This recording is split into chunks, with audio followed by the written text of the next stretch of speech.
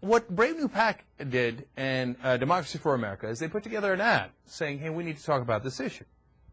And we've been running that ad. In fact, we made a decision over the weekend that we're going to run that ad going forward until they tell us otherwise.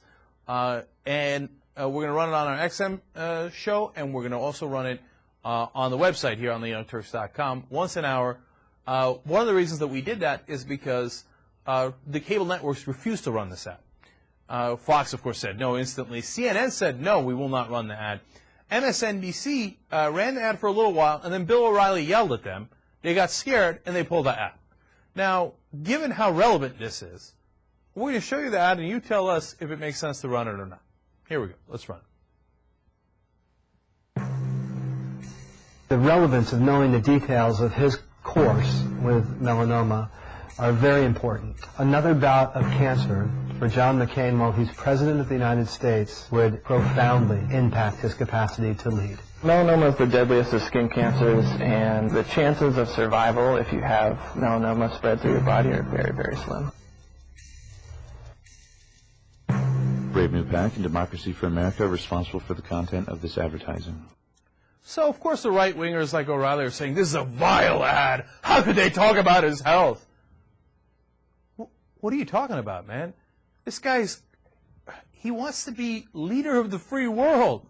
He wants to have the most important job in the whole wide world. And what, we're not supposed to talk about his health because it would be impolite? What would we do? We would offend his sensibilities? If he's had cancer 4 times. It's like I see in some of the movies. Are we supposed to whisper it? He has cancer. Does that make it better? Okay. I mean, this is madness. Do you know that if you're a pilot, or even if you're a physician, you have to release your medical records? But if you're running for President of the United States, you're not just steering one ship. You're steering a whole country and almost the whole world because your consequences have so much actions. And you don't have to release your medical records? That's crazy. And add on top of that he has picked the most incompetent vice president in modern history as a nominee. Someone who doesn't know who Hamas is, has never had any experience of foreign relations, doesn't even understand foreign relations, can't answer the most simple question about foreign relations, whether it's about Pakistan, the Middle East, the Gaza Strip, whatever else it might be. You have this grotesquely incompetent VP nominee, and you have a man who's had cancer 4 times. It might even be stage 3 melanoma, in which case he really doesn't have much time left. And we're supposed to be worried about being impolite about his medical conditions? Oh, come on, man.